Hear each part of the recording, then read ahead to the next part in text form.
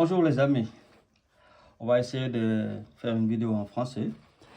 Ça va être difficile, je le sais parce que j'en ai parlé avec une amie qui est au Sénégal qui m'a fait une remarque sur mes vidéos en français. Mais c'est juste le problème que je parle quotidiennement 5 ou 6 langues différentes. Donc je ne sais pas sur quelle langue trop parler.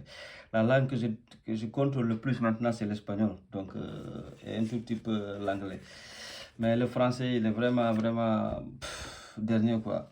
Donc aujourd'hui, ce qu'on va parler, on va un tout petit peu parler euh, des informations, parce qu'il faut aussi suivre les informations quotidiennement pour pouvoir savoir où investir ou comment suivre le marché. Donc aujourd'hui, ce qu'on a, on a juste une compagnie qui s'appelle Bitmain, qui est une compagnie chinoise qui prévoit d'avoir sa propre usine de minage au Texas, aux États-Unis, pour miner du Bitcoin. On a aussi le BlackRock qui dit que les stablecoins sont là pour rester et que le Genius Act va renforcer la force du dollar et sa domination grâce à la tokenisation du billet vert, qui est le dollar. Tu vois.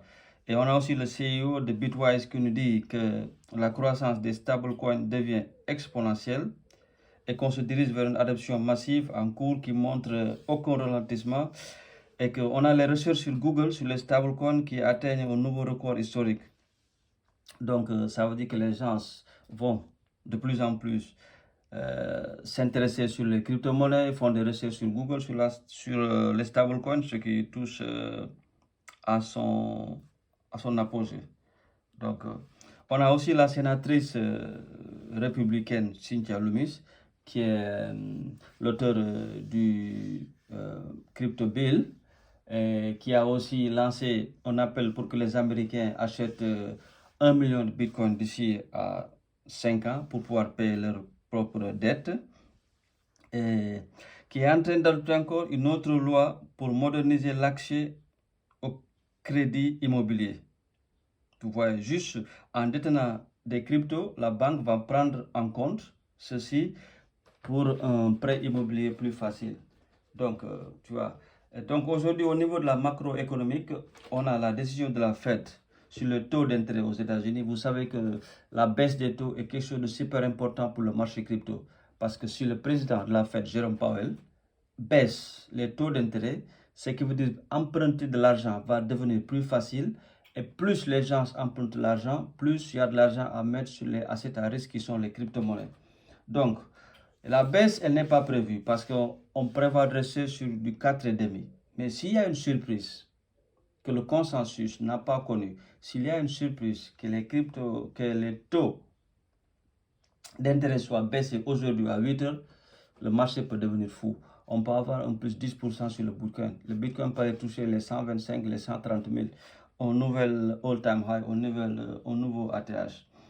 Et on a le Bitcoin qui est toujours dans son range pour une phase de consolidation avec un RSI qui est en chute, mais le prix ne varie pas. C'est que dire, c'est super bon pour nous aussi qui sommes sur les cryptos. Parce qu'il faut savoir que le Bitcoin, c'est elle qui mène la danse. C'est le Bitcoin qui mène la danse. Si le Bitcoin est dans le vert, si le Bitcoin pompe, si le Bitcoin va vers des sommets, toutes les crypto-monnaies suivent. Mais si le Bitcoin est dans le rouge, toutes les crypto-monnaies vont dans le rouge. XRP qui, des fois, si le Bitcoin est dans le rouge, tout le monde est dans le rouge. Fille de mon changer. Excepté l'XRP qui des fois prend son propre chemin parce qu'il n'a rien à voir avec les lancers du Bitcoin et les autres crypto-monnaies. Donc XRP des fois il fait cavalier tout seul. Tu vois. Donc on va avoir aussi aujourd'hui à 20h le taux de chômage aux États-Unis. Aujourd'hui, on a aussi un concentré de statistiques macroéconomiques. On a le PIB aux États-Unis et en Europe. On a les données sur le chômage aux États-Unis. On a la réunion de la Fed à 20h. On a le discours du président Powell. Il y a aussi un texte de la Maison-Blanche qui devrait être publié sur la réserve stratégique, ce qu'on appelle la crypto bill. Parce que ce texte va venir super bien pour les altcoins. Les alternatives coins, ça veut dire toutes les crypto-monnaies sauf le Bitcoin. Parce que le Bitcoin, il n'a pas besoin d'être régularisé. Il n'a pas besoin d'être, il n'a pas besoin d'être régulé. Parce il se retrouve dans le portefeuille de toutes les retraites du monde. il se retrouve dans les portefeuilles de toutes les institutions financières du monde. Il se retrouve dans les portefeuilles des grandes institutions financières. Donc, toutes les entreprises sont en train d'acquérir du Bitcoin comme MicroStrategy qui en a acheté hier 21 000, qui détient 628 000. Après, BlackRock qui en détient 780 000. Donc, vous voyez, la course Bitcoin est lancée. Donc là, si aujourd'hui, cette crypto-bill est positive, selon ce qu'on espère soit dit, ça peut relancer complètement le marché des cryptos. Toutes les alternatives coins peuvent prendre plus 10, plus 15, plus 20%. Donc c'est ce qu'on va attendre aujourd'hui de Jérôme Powell, de son discours et de la crypto-bill et de toutes ces affaires.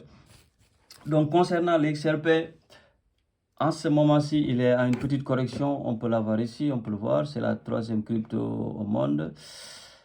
Est-ce qu'elle est? Donc elle n'est pas là. On va rechercher l'XRP pour voir jusqu'où ça va nous mener. Aujourd'hui, l'XRP, il est à 3,12 $. Il est toujours à une correction, il est à une consolidation. Donc, toutes les crypto-monnaies aujourd'hui, ils sont en stand-by. Ils sont en stand-by, ça veut dire qu'ils ne pompent pas, ils ne baissent pas. Ils sont tous en latéralisation. Ils sont tous dans un range. C'est la boîte violet que je vous montrerai dans peu de temps. Ils sont tous dans un range de consolidation, ils latéralisent. Donc, ils sont juste entre une résistance et un support. La résistance, c'est le mur en haut qu'ils ne peuvent pas dépasser. Le support, c'est le mur en bas qui le supporte pour qu'il ne chute pas plus. Donc, ils sont entre la résistance et le chute, c'est ce qu'on appelle un you-you, ce qu'on appelle latéralisation. Et dans cette latéralisation, ils consolident. Et pendant la consolidation, on a le RSI qui chute.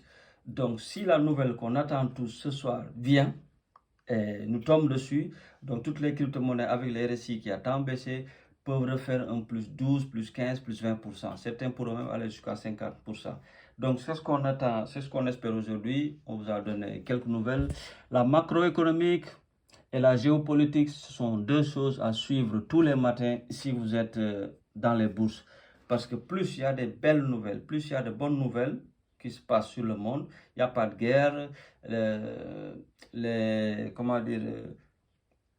droits de douane entre la Chine et les États-Unis sont réglés, les droits de douane entre la Chine et l'Union européenne sont réglés, les droits de douane entre les États-Unis et le Japon sont réglés. Donc, plus il y a de paix dans le monde, plus les choses vont bien dans le bon sens quand on est investisseur dans le monde des cryptos.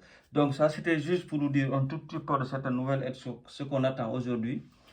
D'ici ce soir ou demain, je vous ferai une vidéo sur l'XRP, mais là, on va juste essayer de vous faire part un peu de ce qu'est la géopolitique, de ce qu'est la macroéconomie. Donc, c'est des indices qu'il faut quotidiennement scruter pour pouvoir poser ses ordres d'achat, ses ordres de vente et se préparer. Donc, en ce qui concerne aussi la crypto-bill, je vais expliquer ce que c'est la crypto-bill. La crypto-bill, c'est juste quand Donald Trump a été élu. Un jour, il a dit que les États-Unis vont faire une réserve stratégique de crypto-monnaies, en commençant par l'XRP, le Solana et l'ADA Cardano. Et 3 heures après, il a ajouté la crypto Ethereum et la crypto Bitcoin. Donc, c'est quoi une réserve stratégique? C'est juste, les États-Unis ont un programme dans 5 ans d'acheter 1 million de Bitcoin, ce qui veut dire 200 000 Bitcoin par an. Mais ils vont aussi ajouter à cette réserve stratégique des XRP, ils vont ajouter des ADA Cardano, ils vont ajouter des Solana. Ça, c'est quoi la réserve stratégique? Ils vont acheter toutes ces crypto-monnaies, mais ils ne vont pas les vendre. Ils vont les garder soigneusement. Et quand ils les gardent, ça veut dire qu'ils les retirent du marché. Quand ils les retirent du marché, il y a moins de demande. Et ces crypto-monnaies vont prendre beaucoup plus de valeur au fil des ans. Et dans 10 ans, 15 ans, les États-Unis, avec une dette qui plafonne les 39 000 milliards de dollars, pourront payer au moins la moitié ou le quart de cette dette avec ces crypto-monnaies dont ils ont fait une réserve stratégique. Et plus on avance dans cela, plus ils vont décider d'augmenter et de mettre d'autres cryptos dans cela. Donc Donald Trump, qui est le président des États-Unis, il a créé sa propre blockchain. Il a créé sa propre... il a créé son propre marché crypto. D'ailleurs, il a sa propre crypto-monnaie qui s'appelle le Trump. Parce que une journée avant son ascension au pouvoir, il a lancé une crypto-monnaie qui s'appelait le Trump. Et le Trump Coin, au moment de lancer, il valait 17 centimes. En 30 heures, ce qui veut dire une journée au moins, plus 6 heures de temps, c'est passé de 17 centimes à 70 centimes. Il y a des gens qu'on appelle les insiders. Insiders, c'est ceux qui ont été à l'instant même où on a lancé la crypto. Les insiders, c'est ceux qui savaient ce qui allait être lancé. Il y en a qui ont juste mis 300 000 $ et qui s'est retrouvé avec 150 millions. Et Trump, il a fait beaucoup d'argent avec. Et si le président des États-Unis est en train de jouer avec les crypto-monnaies, si le président des États-Unis a sa propre plateforme de crypto-monnaies, si le président des États-Unis est en train de lancer des crypto-monnaies, des meme coins sur la blockchain Solana, il y en a même une crypto qui s'appelle Melania, c'est le nom de sa femme qui a été lancée aussi par Donald Trump. Sa famille gère un portefeuille de plus de 6 milliards de dollars en crypto-monnaies. Son enfant Eric, Donald Trump Jr. et Barron, tous, ils travaillent dans l'industrie cryptographique que détient leur père, le président des États-Unis. Donc, les crypto-monnaies sont plus en plus tangibles. Ils sont réels, tu vois. Donald Trump, il ne fait rien d'autre que légitimer leur position. Donc, c'est un truc qui existe, c'est un truc qui est en train d'y aller. Et c'est un système financier qui est en train de se moderniser petit à petit et c'est un système financier qui est là pour rester. Et c'est ce qui va nous régir dans 10 à 15 ans. Donc c'est la raison pour laquelle j'amène des vidéos. Je vous explique petit à petit. Je sais que pédagogiquement parlant, je ne suis pas super bien, je suis archi hyper nul. Mais en écoutant les vidéos un pour un, vous allez avoir votre propre idée d'où et comment vont se passer les choses. Donc, on a arrêté la première vague, c'était la vague du Bitcoin. On a arrêté la seconde vague, c'est la vague de l'Ethereum. Mais on ne peut pas arrêter la troisième vague parce que c'est la vague de la tokenisation. Et la vague de la tokenisation, je vous ai dit où ça va et comment ça va se faire. C'est juste régi par les cryptos de la norme ISO 222 qu'on ira développer sur cette chaîne un à un. Donc aujourd'hui, je m'arrête là et on verra plus tard. Ciao.